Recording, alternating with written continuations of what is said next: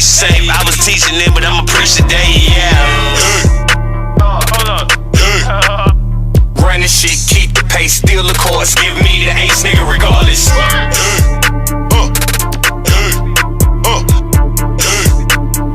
I'ma get this bag on these niggas regardless. Yeah. I'ma get this bag on these niggas regardless. Music, I'm J. We ain't gon' stop. We ain't gon' stop. We just get started. I'ma get this bag on these niggas regardless. I'ma get this bag on these niggas regardless. I'ma get this bag on these niggas regardless. We ain't gon' stop. We just get started.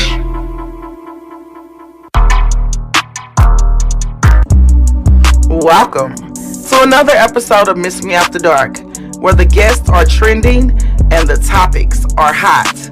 So grab a seat, get comfy, cause Miss Me After Dark is on, baby, right about now.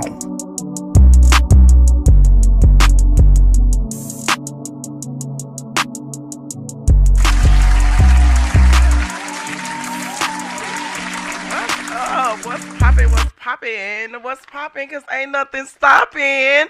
How y'all doing today? Welcome to Miss Me After Dark, baby. Yes. And I am your host, Yolanda Misunderstood Brown. Welcome to another episode, baby. To just everything, the real world. I swear to God, I feel like I'm living in the Matrix sometimes. Wait a minute. Let me say my intro before I even start. So, Miss Me After Dark is an open, unbiased conversation about real things, adulting things. Everything's real on Miss Me After Dark, baby. Yes. So, today was a beautiful day. Amazing day. First of all, I'm so glad Thanksgiving over. Yay. Look, listen to me. I couldn't wait for Thanksgiving to be over fast enough. Now I'm waiting for Christmas to be over. And then New Year's to be over. Because all that shit simultaneously run back to back. And especially I'm waiting for my semester in school to be over. What? Oh my God. This last week. So I got an acting class. I got finals in acting class today to take, which is a monologue, and oh my God, he got us doing a bunch of shit. And then sociology class, I got one last exam. Everything else is done. Then I will be done with class. I can't wait. It can't come soon enough, because I am sick of going to school. Like, going to school as an adult is crazy. Like, it takes some very much. It takes a lot of commitment. It takes a lot of grown work, because to get up and go to school as an adult is a different level of commitment. I swear to God. So anyway, let's get into it. But when it's over, it's over, and can't nobody take it from me, baby. Like a whole lot of shit I got up under my belt, boo. So let's get into it. So I always start with the weather. Today's weather. It was actually beautiful outside today. It was beautiful. It was 57 degrees. The high was 57. So, in December the 4th, we almost made it up to 60 degrees. That's a little weird. But nevertheless, it was beautiful. The weather was beautiful. Everybody was washing their car. But the other day, it was snowing. I think it was snowing like yesterday. And then the day before that, it snowed. Did it snow on Thanksgiving? If I'm mistaken, it was definitely snow on the ground. So it was beautiful nonetheless today. It was too beautiful outside to be beefing or mad or like tripping off of anything, because it was an amazing day. I started off with amazing breakfast and everything was good. So with my niece and my son, and everything was good. So local love, I'm going to give it to. Local love is a segment where I take a person or a business or just something locally and I shine a light on it. So local love today would be All Things Business. So All Things Business is a organization development design business where this lady right here, Chrissy Barfield, yes, she helps people set up non-for-profits. And I know this because I went to her class. 501c3, C4, C7s, all that, state filings, conflict of interest policies, disclosures. Just she is the go-to person if in fact you want to set up a non-for-profit or something in that nature. You don't know where to go, you don't know what to do, contact her. Her number, she's in 18 Grandview Plaza, Florissant, Missouri, 63033 314 397 1815. All things business at Gmail. And how I know her is, I just set up my non-for-profit, but I kind of went through LegalZoom because you kind of need a lawyer to know exactly what you're doing or whatever. But I took her class to set up my non-for-profit, and I am the proud owner of Grandparents United in Love. Thanks, shout out for me, baby. Yes, of a non-for-profit, baby. Yes. And I am 501c4 certified. Okay, so my non-for-profit is grandparents who become parents due to death, incarceration, or the kid checking out. Like, we all have those. A lot of parents are becoming grandparents, are becoming parents again, and that is what my non-for-profit. Those are the people that my non-for-profit focuses on.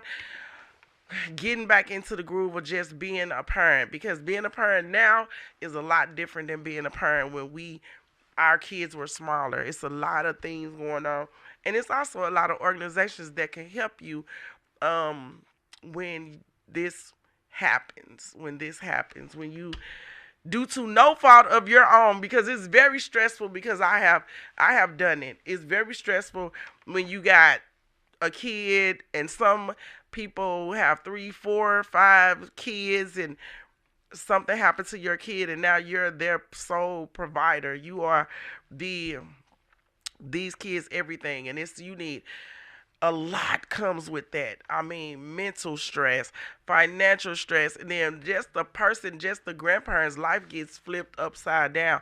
And my non-for-profit helps with that. So, shout out to me for thinking about the people that nobody thinks about. Nobody thinks about the grandparents. So, yeah. So, that's my local love. All things business. Black-owned business. Now, all my local love's not going to be black-owned business, because I might shout out something like Quick Trip. I love Quick Trip, okay? But Quick Trip needs to, drop them coins, baby. So, we going to not talk too much about them. But all things business LLC. Get at her if you need help setting up your non-for-profit or just anything business. So, moving right along. Now, I always start with local news before I even, I kind of sweep around your own front door before I start talking about everything going on in Hollywood. So, I just want to give a shout out to, oh my God, my Facebook friend. But first of all, the U-City U-Ball that was this weekend. That shit was sexy, baby.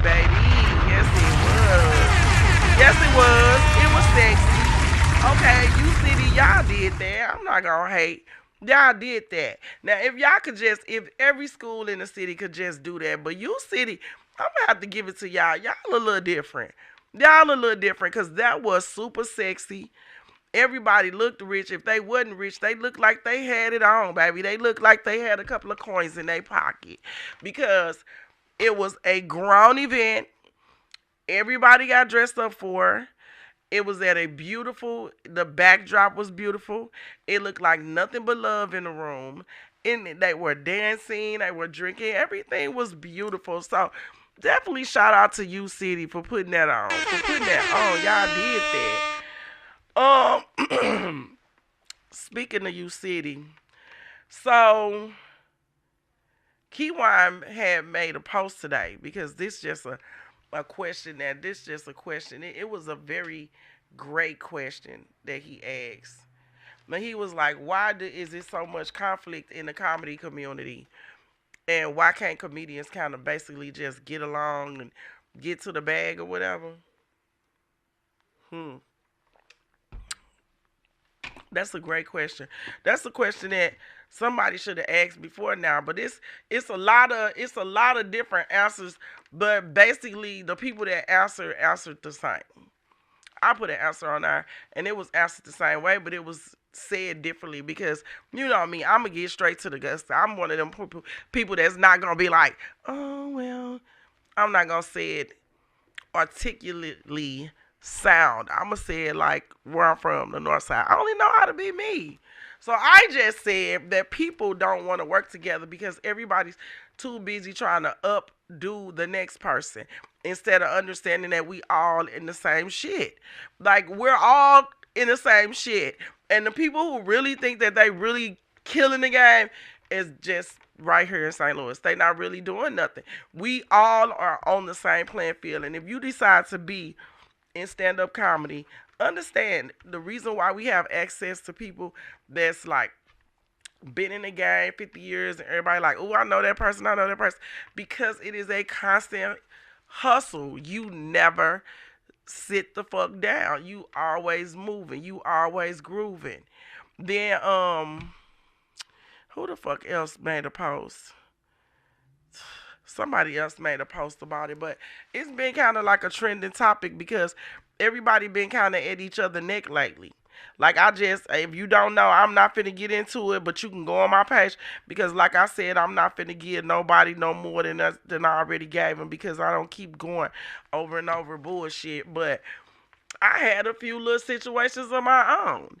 And it's like people really just be on my line with stupid shit and they really be talking about who ain't funny, who ain't this, who ain't that. Well, the thing with being funny and being a stand-up comedian is you're not going to be everybody's cup of tea. Some people are going to like you, some people are not. I mean, Bernie Mac is one of the funniest comedians that I think that I've ever encountered. Him, Eddie Griffin, and a couple of others. And some people don't think Bernie Mac is funny. I know people like, well, they don't think Bernie.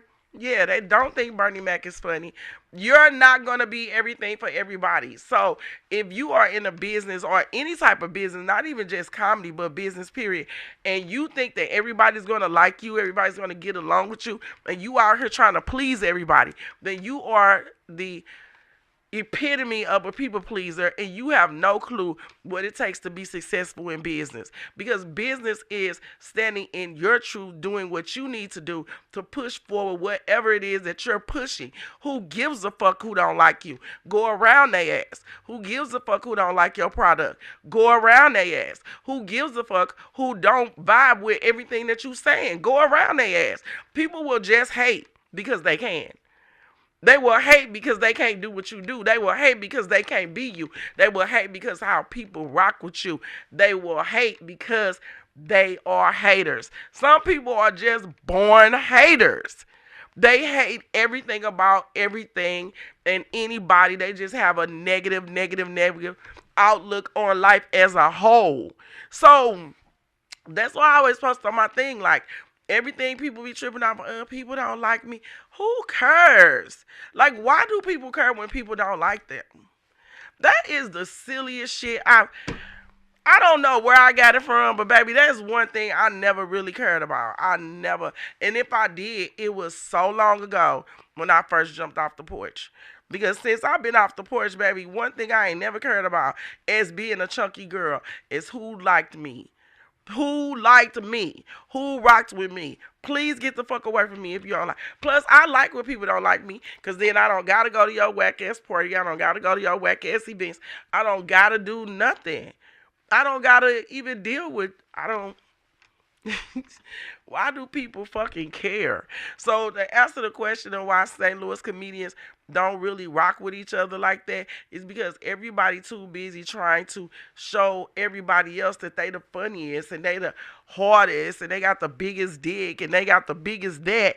Hey, and they got the biggest that and they got the most hoes and they got the most shows, and instead of understanding that you ain't nowhere, you still right here in this motherfucker doing the same shit everybody else doing. And only money you blocking is Everybody's. We're all black. Because when I see other comedians, when they leave, everybody say, well, St. Louis, it ain't St. Louis. Well, tell me what it is then. Because when people leave here, they blow. They get immediately start working, immediately start this, immediately start, people start immediately rocking with them. That ain't here though. That's not here though. Even the comedians that come from other places and come here, they somehow get pulled in the vortex of bullshit that is St. Louis comedy. That's why you don't see me out at shows. You don't see me out nowhere. You don't see me. Because they always find some type of way to pull you in their vortex of bullshit. And it don't never be about no money now. It don't never be about no money. It might be about the lack there is of money, but it ain't never about getting to no bag. Hey, how you doing, Big B? 281-2871. Thank you for joining my live. But it ain't never about no money. Y'all need to stop it. Get to the bag, because if we was making money, everybody will be happy, or probably start hating that we making money. Who knows? St. Louis comedians, get y'all shit together. Y'all look. And the crazy part is, some of the funniest comedians ever. Some of the funniest comedians ever. Even the new schools that's coming out. Some of them real funny. Some of them real funny. And I mean, what difference do it make? Everybody shitting on everybody. People like, don't work with that person. Why would you stop somebody coins? People out here shitting on other comedians, telling them don't work with certain people. All you do is make their blessings grow. And stop yours. Because you look hella goofy. If you sitting there telling people, out-of-state people, not to work with certain comedians, shame on you. You should be ashamed of yourself. You hella goofy for that. Let them go there, fuck up, do whatever they gonna do. You know what I'm saying? Quit hating, quit shitting on people. That don't make your money grow no more. It really don't. It don't make you look no better in nobody's eyes. For real, you look stupid. You look real stupid. Because I swear, the little situation I just had, baby, they ain't do nothing but make my numbers grow. I got a thing from Facebook today said, you're doing astronomical, and this is why. This is one of the reasons. This, and this. Thank you. Can't nobody shut my shit down. So, moving forward. So, the moral of the story is, stop hating. Let's get to the bag. And it's so many talented people out here that bring so many different things to the table. So, stop with the goofy shit. All the negativity, you know, some of you people, y'all do anything for clicks and likes, and I do mean anything. Anything. Y'all don't care who don't like y'all, who like y'all. Y'all don't give a fuck who y'all shit on, because y'all addicted to the clicks. It's ridiculous. It's ridiculous. It ain't making your money grow up or your funny grow up. So, keep it moving. Next. Forward. Rental assistance for those who need it. Tashara has made money. You know, she about to be up for election. You know. She about to be up for re-election. Okay. What y'all think about that? I've asked this question before, and Voice of the People also asked it. Would y'all re-elect Tashara? Would y'all re-elect Tashara Jones for a second term or whatnot? For what I'm hearing, she has one of the worst mayoral records in St. Louis history. That's what I'm hearing. That's what I'm reading. So, I don't know. You know, whatever. But she has made available out of some of the money, out of the COVID money, rental assistance for, I guess, up to 6 months, if I'm not mistaken. So if you behind in rent, I don't know who can get behind 6 months in rent in this day and age, but I don't know, maybe you can. I don't know. I know I can't. As soon as I'm a couple of days late, they like, excuse me, I'm going to need you to drop them coins or it's about to be a problem. But Forward is the organization that all her monies go through. Forward. When she gets to giving money to the community, it goes through this organization called Forward. So they're giving up to 6 months free, 6 months rental assistance. I was finna say free rent. It ain't free, trust me. It's coming back in some kind of way. We just gotta wait for it. But anyway, rental assistance if you need it. So look up Forward. It started December the 1st. And you better get on top of that because I'm sure it's not gonna last for long, and it's up to 6 months if you are behind or in threat of eviction. So yeah, shout out to Forward. All right, now local. One last thing with local, since I was talking about um Keywan's thing that he put out for the comedians.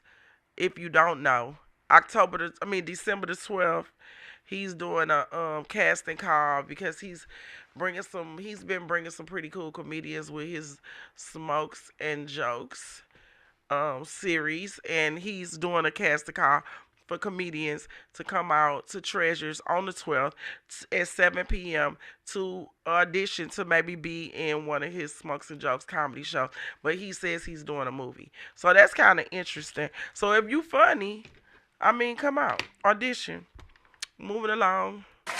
Moving along. So, on to Hollywood. On to Hollywood.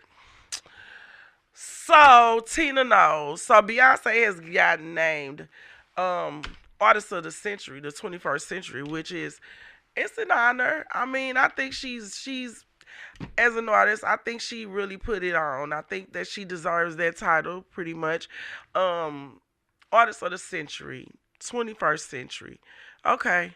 So, her mother, Beyonce hasn't said anything about it.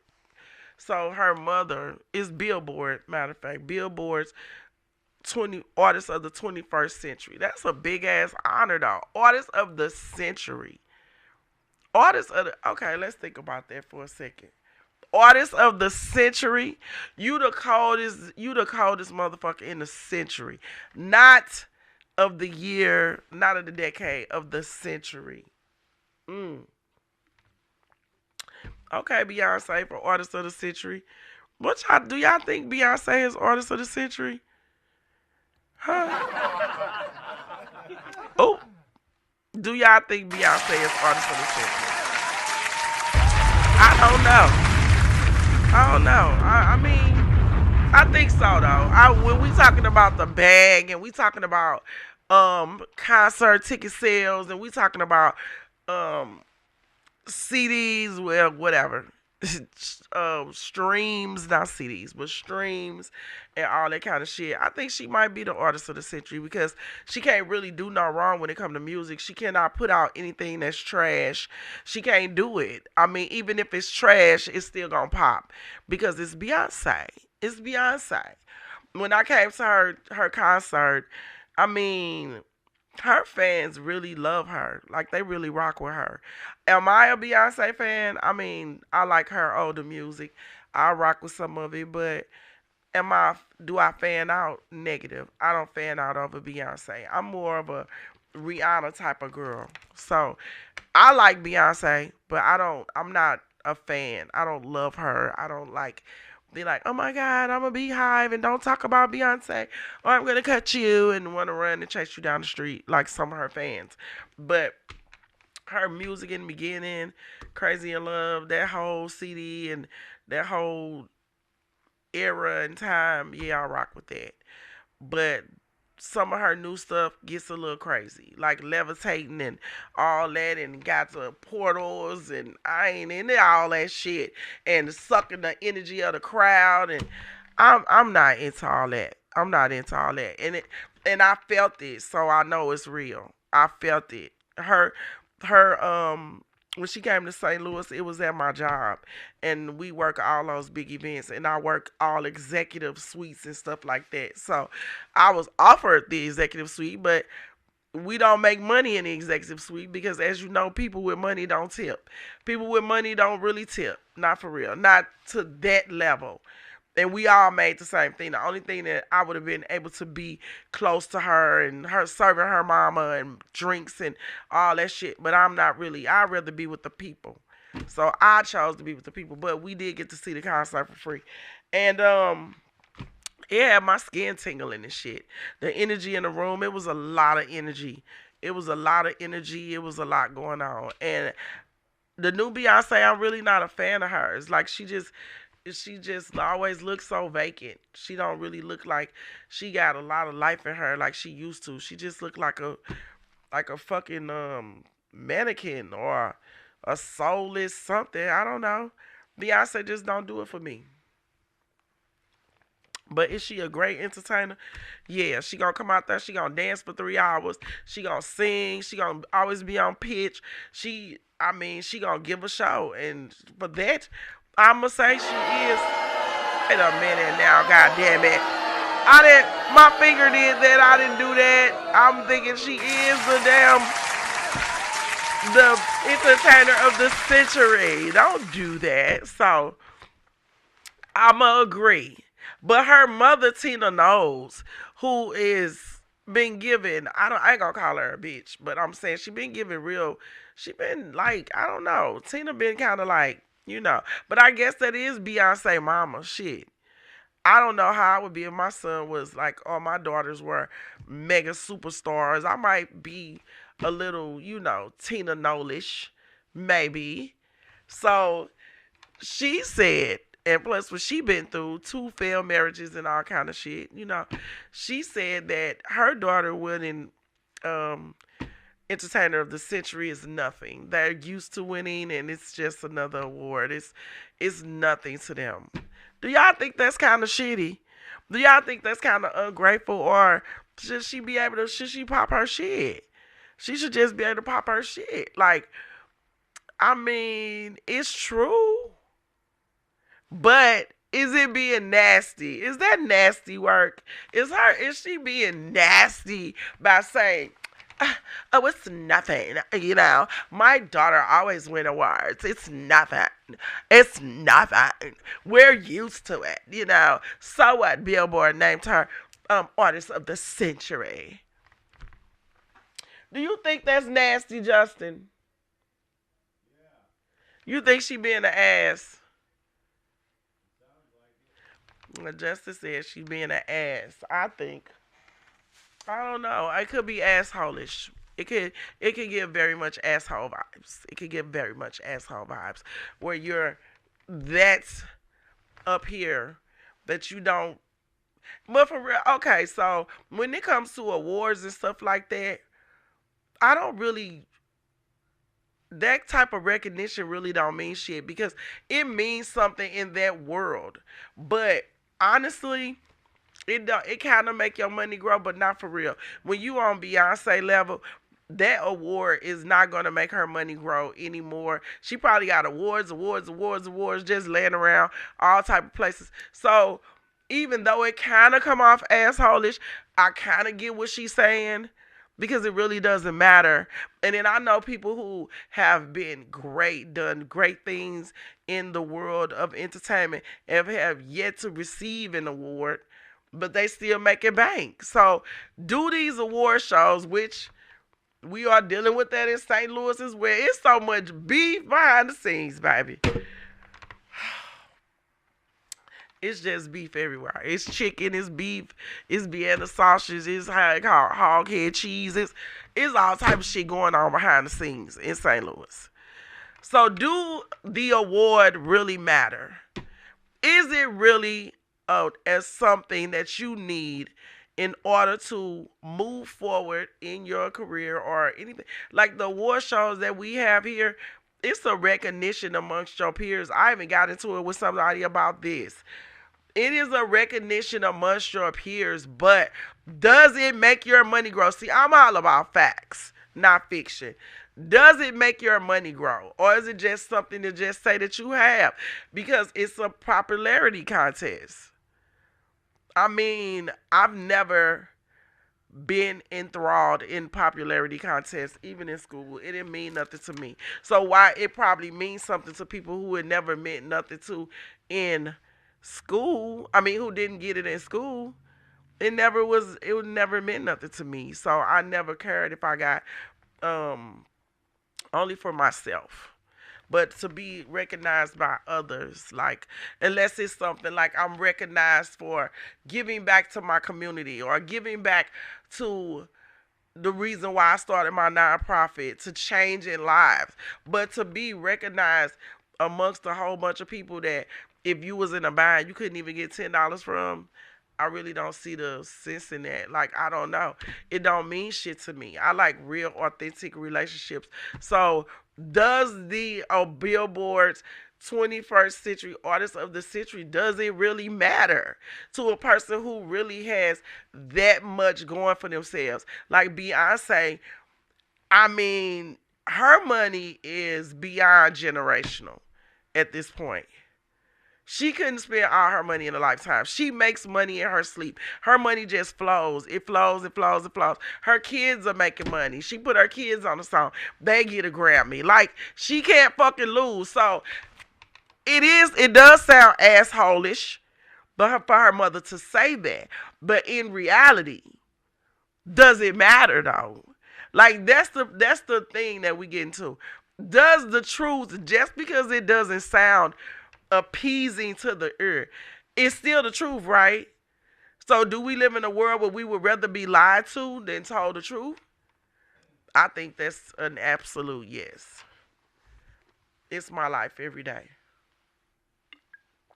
People will literally rather for you to lie to them than tell you the truth. Tell them the truth. They want to be lied to. They want you to pacify their bullshit. They want you to appease and stroke their egos and make them feel as if they really done something amazing, which in all actuality, Beyonce getting Entertainer of the Century, it does not do nothing for her. It doesn't. So really, in all actuality, her mother did not do shit but tell the truth. She ain't got to be nice what she said, but it's the truth. It's the truth. It don't matter. She said we get awards all the time. Beyonce gets awards for everything. So it's really not nothing. She said it's nothing. They're used to winning. It's nothing. She's used to winning. Is she not? So she's supposed to say, oh, thank you so much. This award means so much to me. And then go home and throw it in the corner on a pile of dirty clothes. Because you better know she probably got a pile of dirty clothes. Man, listen, the lies have to stop. The lies have to stop. So, shout out to Tina Knowles for being honest, because I'm sorry. It doesn't matter. And even though she said it in a shitty way, it might have been taken shittily, it doesn't matter. Beyonce is a very much decorated artist that one more award doesn't matter.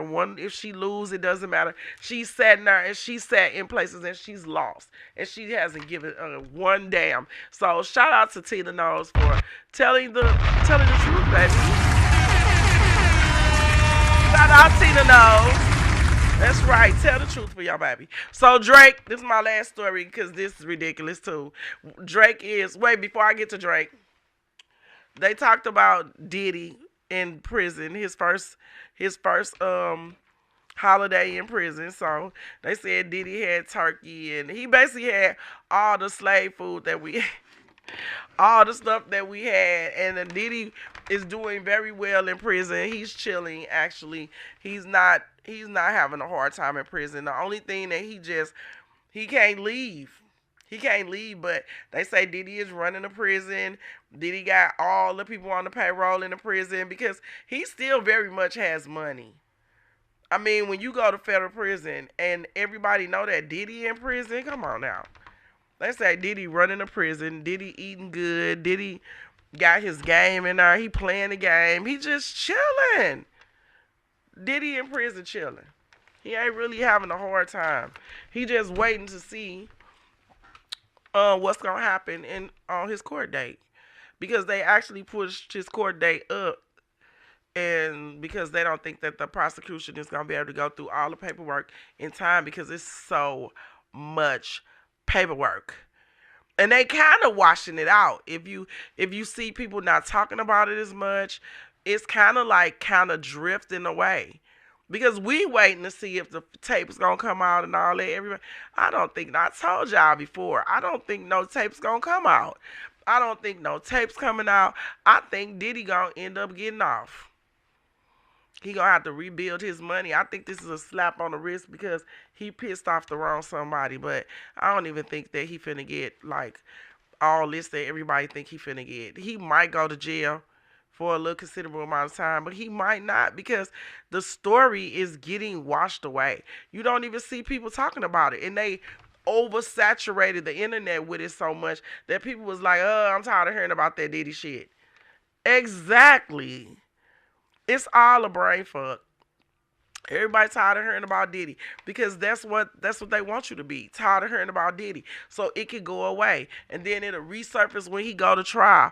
But if they can't go through all the paperwork and people are disappearing, people are turning up missing, and I mean, what's gonna happen? You only get so long.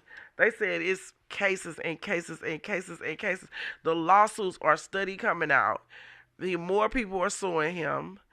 Like, this just this just a fuck ass shit. Moving along, anyway. So speaking of lawsuits, so Drake, when everybody's saying Drake is suing Kendrick Lamar, he's not. Drake is suing, which I ain't mad. I'm not mad about Drake suing, but the reason he's suing, if you break it down, it kind of makes sense. So they said that Drake was basically like, Drake get banked. Like, I didn't know Drake was getting banked like this. Drake gets, like, the record label pays Drake very well. He is part owner in so much shit. He owns all his masters to his music. Do you understand how much money that is? Drake owns the masters to all his music. That's a flex. That's a flex. Like, not many people can say they own the masters to their music. And a catalog with it as extensive as Drake's catalog, he owns all the masters to that. Okay? So, I guess Drake was, like, getting beside himself. Drake was just, like, feeling very untouchable. So, when they kind of pushed this,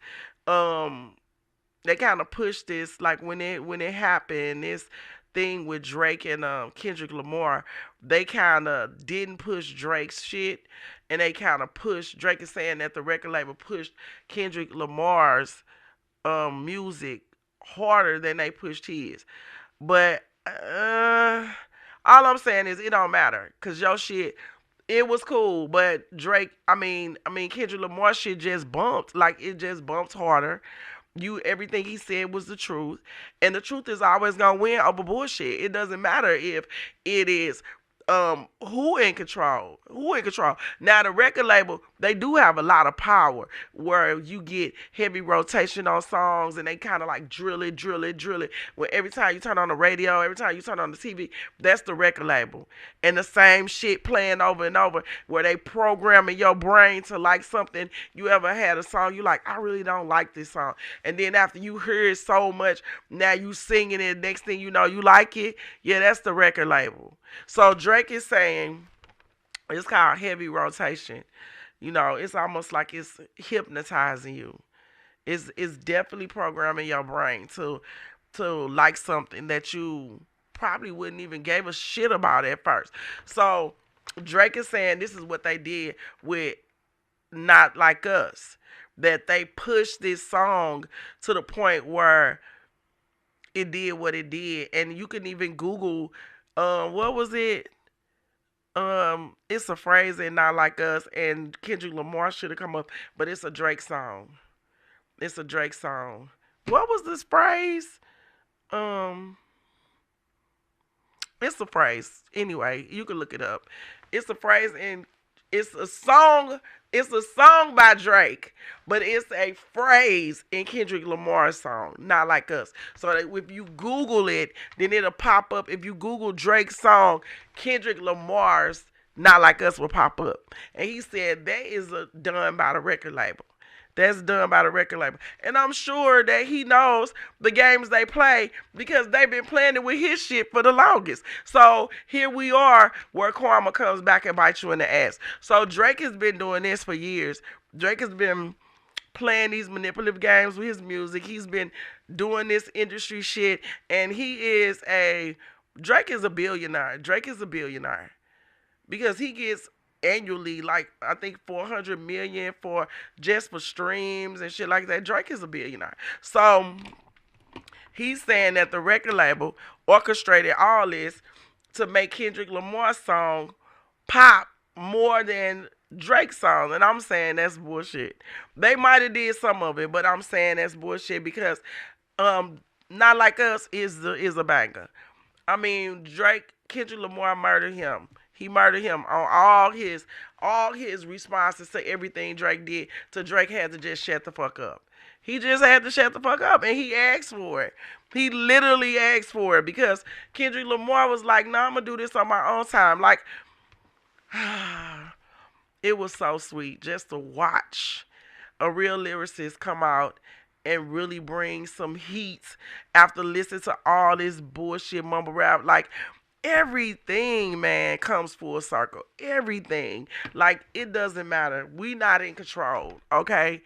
That needed to happen in rap because mumble rap and mumble rap bullshit was in heavy rotation to the point where I couldn't even listen to my radio, period.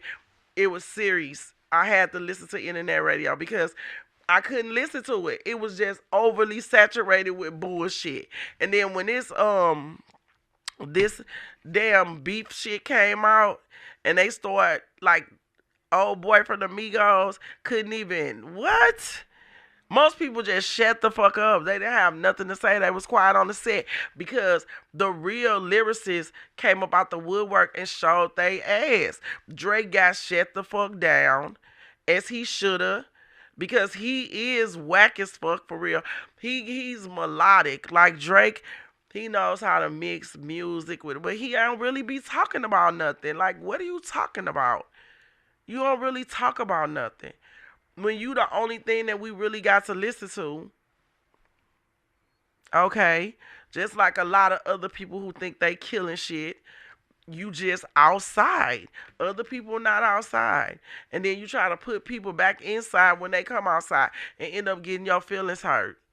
On all levels, in all genres. Comedy too. Comedy too.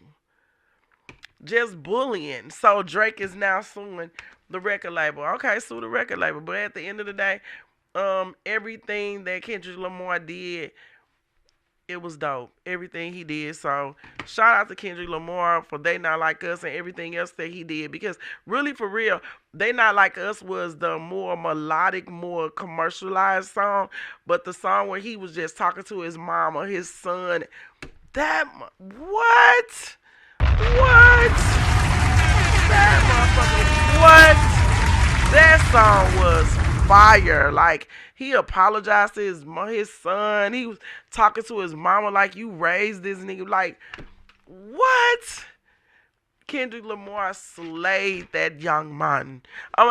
Young man. He slayed him. He murdered him. He put his ass in a coffin and closed the lid. What is you talking about? So what you saying is really not nothing. It's really not nothing. So anyway, yeah, all that's going on in the world. I'm so proud of myself. Girl is official. Girl is official. Grandparents United in Love. And I will be out in the community. I will be doing some stuff. And I will most definitely be reaching out to some stuff. Now I get to really get out here and beat these streets for a good cause, man. For a good cause. What I'm really about, which is helping people. But now I get to help people who really need it. And not ungrateful motherfuckers who think that when you help them, they're helping you. Now I really get to put in the work to help people who really need it. And that is where I am the best. That is what I do best. So I'm excited. Grandparents United in Love is a real thing now, and I am so proud of myself. And now I get to really show the love that my grandmother put in me by giving it and sharing it with the world. And I plan on making this thing go global. Shit, I mean, every city, every nook, every cranny in the world has a grandparent that's taking care of their grandkids. I have plenty of friends who are taking care of their grandkids. I was raised by a grandmother who took care of me, and my grandmother had kids that they daddy took care of them at one point. Like, this is just a thing in the community, and now with so many kids and people dying, getting killed, going to jail, on drugs, all this, these people need help. They need help. And I am so proud of myself for being a catalyst to make these things happen. So when I say I don't give a fuck about bullshit, I mean I don't give a fuck about bullshit in real life. It's bigger things in life than people not liking what you got to say, or people not liking what you got, what you wearing. Who gives a fuck about that? Or somebody saying, oh, that's why you ain't got no man. So what? God got me. That's my man. How about that? God is my man. God is my man, okay? So yeah, make a difference in the world. Do something bigger than you. Do something bigger than the small, peonic, small, dumb, stupid, idiotic world you live in. Life is bigger than, the craziness that we live day to day. It's a whole big world out here. So I'm going to leave it at that. I'm working on vending that quinoa. As a matter of fact, I'm just going to leave that alone too. And I just, once it becomes a thing, I will talk about it on my own page, on my different page, and not in the studio. But, yeah, it's Christmas. Christmas is coming up. And it's about the season. It's not about toys. We'll talk about that more as the season gets closer and closer. But this has been Miss Me After Dark.